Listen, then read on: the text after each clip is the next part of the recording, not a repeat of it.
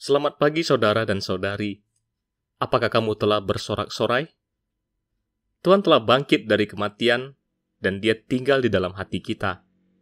Dan Tuhan berjanji bahwa suatu hari Dia akan kembali lagi untuk menjemput kita. Kita harus bersorak-sorai karena kekasih kita adalah yang setia. Dia berjanji bahwa Dia akan datang dan suatu hari Dia benar-benar akan datang. Oleh karena itu, hari-hari di bumi sangatlah singkat. Dan penderitaan ringan yang sesaat ini adalah untuk mempersiapkan kita pada suatu beban kemuliaan yang kekal, yang melampaui segala perbandingan. Marilah kita bersorak-sorai. Hidup kita bukanlah yang menunggu kematian, tetapi menunggu Tuhan menjemput kita. Dan suatu hari, kita akan bersama-sama diangkat dalam awan-awan untuk bertemu dengan Tuhan dan kembali ke rumah Bapa kita. Sungguh ini adalah sebuah harapan yang mulia. Mari kita bersorak-sorai dan mengucap syukur. Kemarin, saya ada membaca kitab Kidung Agung pasal keempat. Kekasih berjanji bahwa suatu hari nanti dia akan kembali lagi. Sebelum angin senja berembus dan bayang-bayang menghilang. Aku ingin pergi ke Gunung Mur dan ke Bukit Kemenyan. Namun, terlebih dahulu dia akan pergi ke Gunung Mur dan Bukit Kemenyan. Karena dia harus mati untuk kita dan menderita untuk kita. Namun, demi kita dia telah bangkit dan naik ke surga.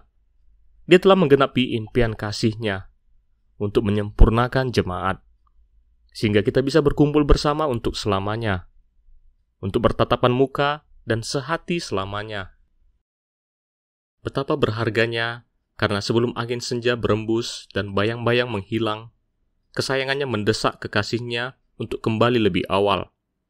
Sebelum angin senja berembus dan bayang-bayang menghilang, adalah ungkapan yang digunakan lagi. Kesayangannya rindu agar kekasihnya kembali seperti kijang atau anak rusa. Tetapi saat saya membaca pasal keempat, hatiku begitu terharu, yaitu karena kekasih kita akan segera datang. Karena dialah yang sungguh-sungguh memiliki hati untuk datang, yang ingin melihat wajah kita. Namun Tuhan harus terlebih dahulu mempersiapkan segala sesuatu, lalu Dia akan datang untuk mengangkat kita. Impian cinta Tuhan haruslah sepenuhnya tercapai. Harus tercapai dengan sempurna, dengan mulia, dan dengan indah. Betapa berharganya, karena Tuhan telah diam di hati kita. Dia telah bersatu dengan kita. Dan pada hari itu, tidak akan ada lagi hambatan fisik. Kekekalan adalah miliknya Tuhan dan milik kita. Kita dapat menulis kisah cinta yang begitu indah bersama dengan Tuhan, untuk dilanjutkan selamanya. Bagaimana kalau kita bersama-sama menyanyikan lagu pujian, yaitu dalam lagu pujian keluarga Allah yang ke-13, Impian Kasih Tuhan.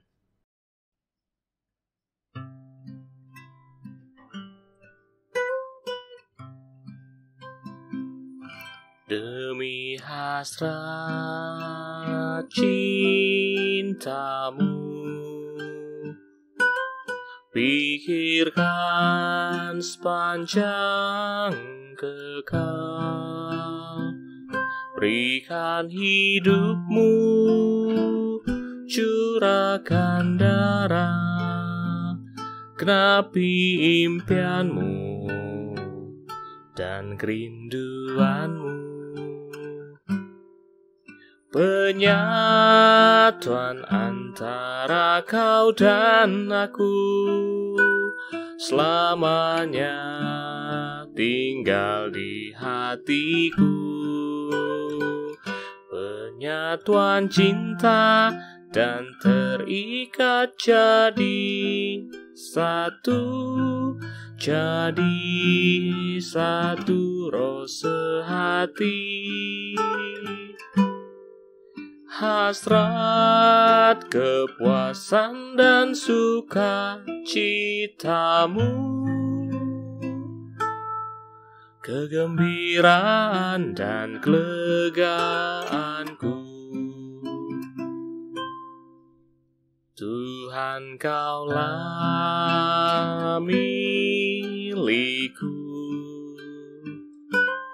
Kau milikku sepenuhnya. Sejak semula kulah impianmu, ku kekasihmu paling sepadan. Hasrat cintamu yang hingga kekal, jalan dari daun warna pink. Sungai cinta tak berujung dan berkat melimpah. Ku begitu diberkati. Ku masuk dalam kekayaan Kristus. Kau dan ku dalam impian cinta.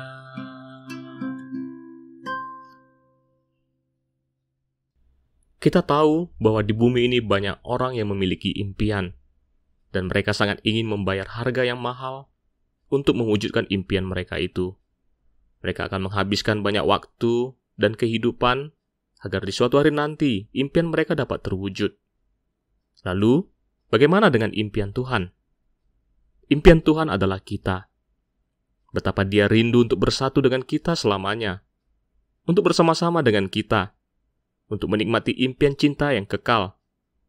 Demi kita, Tuhan telah membayar harga yang sangat mahal, bahwa Dia telah menyerahkan nyawanya dan darahnya yang berharga, yaitu agar impian cintanya dapat tercapai.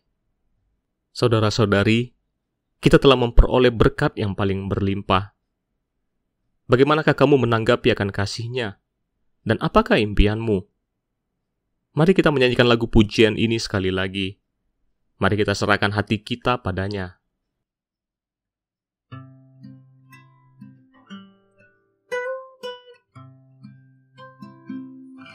Demi hasrat cintamu, pikirkan sepanjang kekal. Berikan hidupmu, curahkan darah, genapi impianmu dan kerinduanmu. Penyatuan antara kau dan aku selamanya tinggal di hatiku.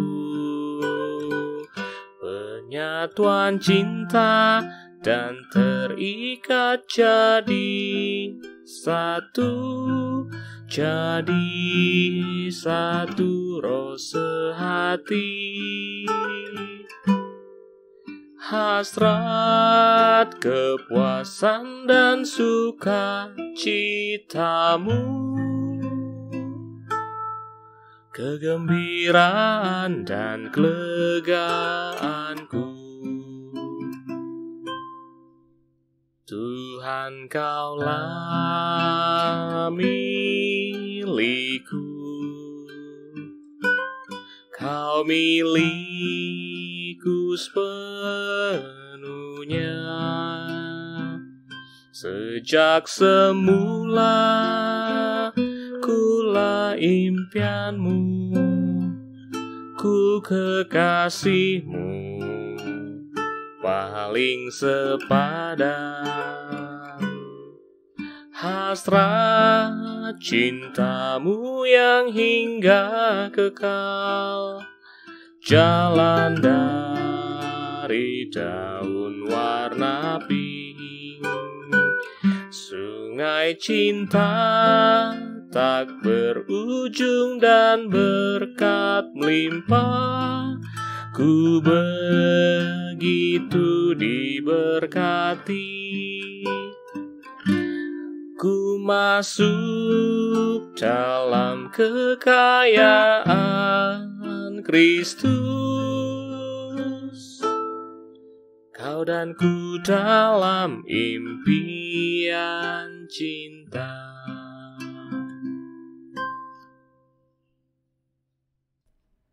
Apa yang ingin saya bacakan padamu adalah tentang mujizat keempat dalam Injil Yohanes. Dan itu adalah mujizat tentang 5 roti dan 2 ikan. Saya yakin bahwa kamu semua sudah mengetahui cerita ini. Mujizat ini tidak hanya tercatat dalam Injil Yohanes saja, namun juga ada tercatat dalam 3 Injil lainnya. Dan mujizat ini adalah satu-satunya mujizat yang tercatat dalam keempat Injil. Jadi kamu dapat melihat betapa pentingnya mujizat ini. Saya mendukung kamu untuk membaca mujizat yang tertulis dalam keempat Injil ini. Karena jika kamu telah membaca keseluruhannya, maka akan memberikanmu gambaran yang komprehensif tentang mujizat ini. Sehingga kamu dapat lebih jelas mengetahuinya, dan kamu akan tahu bahwa mujizat ini benar-benar luar biasa. Misalnya, terdapat sejumlah besar orang yang mengalami mujizat ini. Marilah berpikir, seperti yang tertulis dalam Injil Matius. Yang ikut makan kira-kira 5.000 laki-laki, tidak termasuk perempuan dan anak-anak. Sebagian orang memperkirakan ada sekitar 10.000 orang. Saya pikir bahwa selain Allah menyediakan mana untuk orang Israel, saya yakin bahwa ini juga menjadi jumlah orang yang terbesar yang mengalami mujizat. Dan jika kamu membandingkan dengan tanda-tanda di mana Allah memberi mana bagi orang Israel, maka mungkin kamu akan menyadari akan kesamaannya. Namun sekarang saya tidak akan mengatakannya terlalu banyak. Bagaimana kalau kita membaca di Injil Yohanes pasal ke-6 ayat 1-15. Sesudah itu Yesus berangkat ke seberang danau Galilea, yaitu danau Tiberias.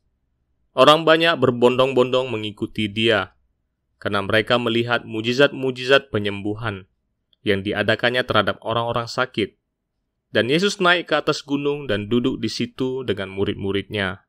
Dan Paskah, hari raya orang Yahudi, sudah dekat. Ketika Yesus memandang sekelilingnya dan melihat bahwa orang banyak berbondong-bondong datang kepadanya, berkatalah ia kepada Filipus, "Di manakah kita akan membeli roti, supaya mereka ini dapat makan?" Hal itu dikatakannya untuk mencobai dia, sebab ia sendiri tahu apa yang hendak dilakukannya. Jawab Filipus kepadanya, "Roti seharga 200 dinar tidak akan cukup untuk mereka ini, sekalipun masing-masing mendapat sepotong kecil saja." Seorang dari murid-muridnya, yaitu Andreas, saudara Simon Petrus, berkata kepadanya, "Di sini ada seorang anak yang mempunyai 5 roti jelai dan 2 ikan. Tetapi apakah artinya itu untuk orang sebanyak ini?" Kata Yesus, "Suruhlah orang-orang itu duduk." Adapun di tempat itu banyak rumput, maka duduklah orang-orang itu, kira-kira 5.000 laki-laki banyaknya. Lalu Yesus mengambil roti itu, mengucap syukur dan membagi-bagikannya kepada mereka yang duduk di situ. Demikian juga dibuatnya dengan ikan-ikan itu, sebanyak yang mereka kehendaki. Dan setelah mereka kenyang, ia berkata kepada murid-muridnya, "Kumpulkanlah potongan-potongan yang lebih, supaya tidak ada yang terbuang." Maka mereka pun mengumpulkannya, dan mengisi 12 bakul penuh dengan potongan-potongan dari ke-5 roti jelai yang lebih setelah orang makan. Ketika orang-orang itu melihat mujizat yang telah diadakannya, mereka berkata, "Dia ini adalah benar-benar nabi yang akan datang ke dalam dunia." Karena Yesus tahu bahwa mereka hendak datang dan hendak membawa dia dengan paksa untuk menjadikan dia raja, ia menyingkir pula ke gunung seorang diri. Ada 2 area yang membuat hati saya terharu dan saya ingin membagikannya padamu. Pertama-tama, dalam pasal 6 ayat ke-4 menyebutkan, "Dan Paskah, hari raya orang Yahudi, sudah dekat." Khususnya di situ menyebutkan tentang Paskah, adalah waktu di mana Tuhan mati untuk kita. Dan di ayat 11, lalu Yesus mengambil roti itu, mengucap syukur, dan membagi-bagikannya kepada mereka yang duduk di situ. Apakah dalam pikiranmu ada gambaran yang muncul tentang ayat itu? Kedengarannya sangat familiar, bukan? Betapa berharganya, karena pada malam Paskah, Tuhan telah mengadakan pertemuan pemecahan roti. Itu ditulis saat Yesus mengambil roti, dan setelah memberkati, roti dipecahkan dan diberikan kepada murid-murid, dan roti itu adalah tubuhnya. Mujizat ini adalah yang sangat berbeda dengan mujizat lainnya yang dilakukan oleh Tuhan. karena dia ada mengucap syukur terlebih dahulu kepada Allah. Dia berdoa dan mengucap syukur terlebih dahulu, lalu kemudian dia memecahkan roti dan memberikannya kepada para murid untuk diteruskan kepada orang banyak. Sedangkan mujizat lainnya, Tuhan hanya mengucap kalimat atau menyentuh orang itu dan selesai. Tetapi hanya yang satu ini yang berbeda. Betapa menakjubkannya, karena dia memandang ke surga dan mengucap syukur. Mungkin dia berterima kasih kepada Bapa yang telah mempersiapkan sebuah tubuh baginya, sehingga dia menjadi seorang manusia untuk menyelesaikan penyelamatan. Demi memecahkan roti ini, Tuhan tahu dengan pasti bahwa itu telah menggambarkan bahwa dia akan mati di kayu salib. Demi kita tubuhnya menjadi hancur. Mujizat 5 roti dan 2 ikan ini sepertinya berbicara tentang Tuhan sendiri. Tuhan menjadi kepuasan bagi banyak orang. Dia adalah roti hidup. Saya benar-benar bersyukur karena dia senang menerima kehendak Bapa. Di sisi lain, hal yang menyentuh hati saya adalah 5 roti dan 2 ikan yang diberikan oleh seorang anak kecil yang miskin. Dia membawa itu kepada Tuhan, karena ada disebutkan secara khusus tentang 5 roti jelai. Roti adalah yang dibuat dari jelai. Bagi orang Yahudi, roti mereka adalah yang dibuat dari gandum atau dari jelai. Roti jelai adalah yang lebih kasar. Roti gandum adalah yang lebih halus dan lebih enak. Jadi orang-orang Yahudi tidak akan mempersembahkan roti jelai kepada Tuhan. Mereka akan mempersembahkan roti yang baik kepada Tuhan yang dibuat dari bahan gandum. Tetapi di sini, anak kecil yang miskin ini, dia sangat berani dengan apa yang dia persembahkan. 5 roti jelai dan 2 ikan hanya cukup dimakan untuk keluarganya saja. Dia tidak menyimpannya, namun bersedia mempersembahkan pada orang lain. Dia tidak berpikir bahwa yang dia berikan itu terlalu sedikit, atau nilainya begitu rendah. Lagian itu adalah makanan yang kasar, yang tidak enak. Jadi membuat dia tidak berani untuk membagikannya pada orang lain. Saya yakin bahwa hati Tuhan begitu puas dan senang. Dia mengambilnya dan sama sekali tidak meremehkannya. Tuhan mengambil roti tersebut dan mengucap syukur. Lalu bagaimanakah akhirnya? 5 roti jelai dan 2 ikan tersebut dapat memberi makan lebih dari 5.000 orang. Saya yakin bahwa semua orang akan menganggapnya sangat enak, sangat nikmat. Saya juga berpikir bahwa di hati Tuhan Yesus, makanan yang paling enak adalah 5 roti jelai dan 2 ikan. Saya tidak tahu apakah kamu setuju atau tidak. Karena Tuhan sangat mengapresiasi dan menghargai apa yang telah diberikan anak kecil ini. Dia sangat menghargainya, sampai-sampai dia mau mengumpulkan sisanya. Betapa berharganya, 5 roti dan 2 ikan benar-benar mendukung kita untuk memberi. Sekalipun apa yang kamu berikan itu tidak berarti sama sekali. Sepertinya itu bukan apa-apa, atau sama sekali tidak banyak membantu. Namun Tuhan tidak melihat dari kuantitas, melainkan Dia melihat dari hati manusia. Jika hatimu rela mengasihi Tuhan untuk memenuhi kebutuhannya, maka Tuhan dapat membuatmu menjadi berkat yang besar yang dapat membantu banyak orang. Dan hal itu sangatlah menyenangkan, dan yang berarti, dan yang juga menjadi kesenangan bagi Tuhan. Dalam kisah 5 roti dan 2 ikan terdapat banyak area yang layak untuk kita renungkan dan untuk kita bagikan. Tetapi saya ingin berhenti di sini, karena saya suka bersama-samamu untuk menyembah bersama. Setelah membaca Alkitab, kamu dapat merespon kepada Tuhan. Ya Tuhan, saya ingin bersyukur karena demi kami, Engkau senang menjadi manusia untuk selamanya. Engkau senang berjalan melalui perjalanan salib. Karena sukacitamu yang di depan adalah kami. Engkau mengucap syukur kepada Bapa karena telah mempersiapkan tubuh bagimu untuk datang dan untuk mewujudkan impian cintamu. Engkau sangat senang untuk mendapatkan kami. Engkau benar-benar ingin agar kami memiliki kehidupan untuk dipersatukan denganmu dalam satu roh. Saya sangat bersyukur karena Engkau telah memberikan Tuhan kepada kami, sehingga Dia menjadi roti hidup kami, untuk memuaskan hidup kami dan memberikan hidup pada kami. Saya bersyukur kepada Bapa karena Engkau memberikan Tuhan kepada kami sebagai kekasih kami. Itu adalah yang sangat berharga, sehingga kami dapat bersatu dengan Tuhan untuk selamanya, untuk menjadi satu roh. Ya Tuhan, Saya bersyukur karena Engkau menghargai akan persembahan kami bagimu. Meskipun kami kecil dan apa yang kami miliki tidaklah banyak, namun mohon Engkau mendukung kami melalui anak kecil yang miskin tersebut, sehingga kami dapat dengan penuh keberanian mempersembahkannya bagimu, agar kami berani untuk merespon padamu, agar kami juga mau merespon akan kebutuhan dunia ini. Engkau pasti akan memakai yang kecil seperti kami untuk menjadi berkat yang besar bagi dunia. Ya Tuhan, semoga Engkau menolong kami. Saya telah membagikan padamu tentang keempat mujizat ini. Kita dapat melihat akan kuasa Tuhan yang luar biasa. Dia mengubah air menjadi anggur. Hal itu telah melampaui batas alam. Anak pegawai istana itu disembuhkan tanpa kehadiran fisik Tuhan. Tuhan telah melintasi batas ruang. Dan orang yang lumpuh selama 38 tahun tersebut, Tuhan hanya mengatakan satu kalimat dan dia sembuh. Tuhan telah melintasi batas waktu. Dan di sini, 5 roti dan 2 ikan, jumlah orang yang begitu banyak, dan ada sebuah kebutuhan yang sangat besar. Namun kuasa Tuhan telah melewati batas angka. Tuhan benar-benar luar biasa. Kita harus percaya padanya. Dia pasti akan membantu kita untuk melewati segala macam kesulitan. Dan yang paling berharga, Tuhan sendirilah yang menerobos hal yang tidak mungkin. Dia menjadi seorang manusia, dan inilah mujizat yang paling besar, mujizat yang paling berharga, mujizat yang mengguncang langit dan bumi. Saudara dan saudari, kamu dapat menyanyikan lagu pujian itu sekali lagi, lalu menyembah kepada Tuhan.